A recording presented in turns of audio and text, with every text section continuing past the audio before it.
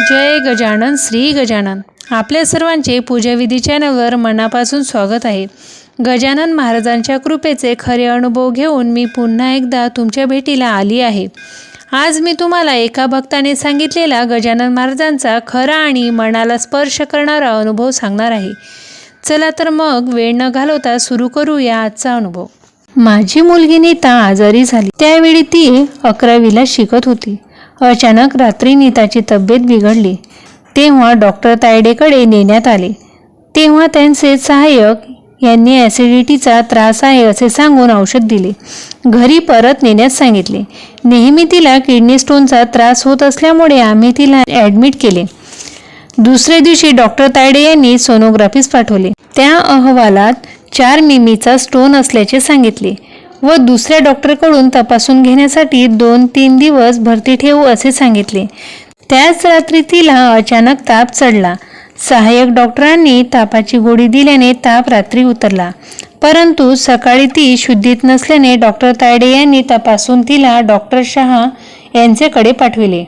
Doctor Shah यांनी उपचार करणे शक्य होत नसल्यामुळे त्यांनी डॉक्टर चौधरी यांच्याकडे पाठविले व नंतर डॉक्टर चौधरी यांनी डॉक्टर अग्रवाल यांच्याकडे पाठवले।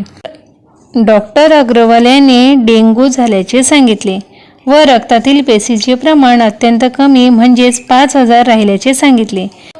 मानकर क्रिटिकलमध्ये 3ऱ्या दिवशी भरती केले।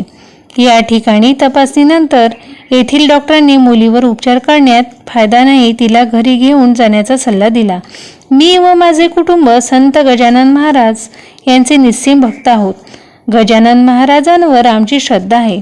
या श्रद्धेपोटी मी डॉक्टरांना फक्त आपण उपचार करा, श्री गजानन महाराज माझ्या मुलीला काहीच होऊ देणार नाही अशी विनंती केली व यानंतर होणाऱ्या परिणामात सहन करण्याची क्षमता मी ठेवतो। परंतु यावर डॉक्टर राजी नव्हते। त्यांनी काहीही फायदा होणार नाही असे सांगून मुलीला घरी घेऊन जाण्याचा सल्ला दिला। मी घाबरलो, परंतु माझ्या मुलीला काहीही हानी होणार नाही व तिला संत गजानन महाराज निश्चितच बरे करतील या भावनेने डॉक्टरांना नागपूरला घेऊन जाण्याविषयी विचारले, परंतु त्यांनी तिची स्थिती अत्यंत नाजूक आहे, ती नागपूरपर्यंत पोहोचू शकत नाही असे सांगितले। परंतु मला श्री गजानन महाराजांचा विश्वास होता, त्यामुळे डॉक्टरांनी माझ्या विनंतीवरून रुग्णवाहिकेसोबत डॉक्टर पिंगळे दिलेत। आम्ही नागपूर येथे मेडिकल कॉलेजला पोचलो।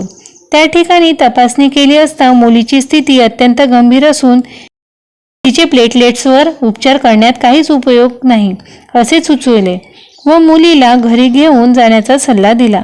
यावर मी घाईवरून त्यांना विनंती केली की आपण फक्त उपचार करा, श्री संत गजानन महाराज माझ्या मुलीला काहीही होऊ देणार नाही। यानंतर सुद्धा मुलगी वाचली नाही तर मी काहीही न बोलता मुलीला घरी घेऊन जाईल असे सांगितले असता तेथे उपस्थित असलेल्या विभाग प्रमुख डॉक्टर सहस्त्रबुजने यांनी माझ्या कळकळीच्या विनंतीची दखल घेऊन त्यांच्या सहकारी डॉक्टरांना बोलावून त्यांच्यासोबत माझ्या भावना व्यक्त केल्यात।